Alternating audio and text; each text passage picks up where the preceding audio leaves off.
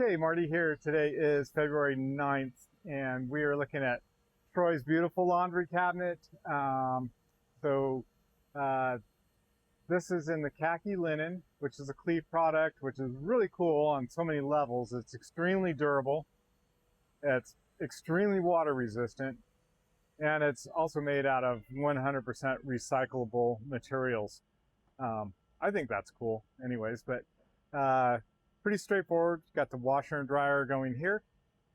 You have the shelf here for whatever you have in a laundry, I guess, you know, soaps and maybe iron, I'm not sure. This cabinet here is going to butt to the wall, and I'm saying butt to the wall because it's not really easily scribable because it's 1.5 inches thick and it's a double miter back.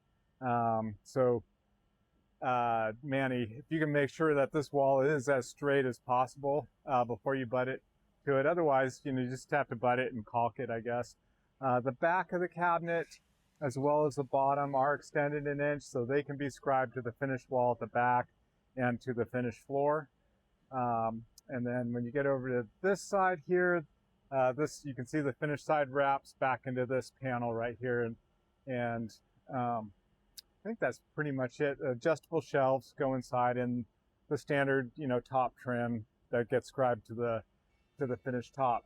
But anyways, that's pretty much it. I think Ralph will be reaching out to Manny in the next couple of days to get this scheduled for the delivery. In the meantime, we'll get this wrapped up and ready to go.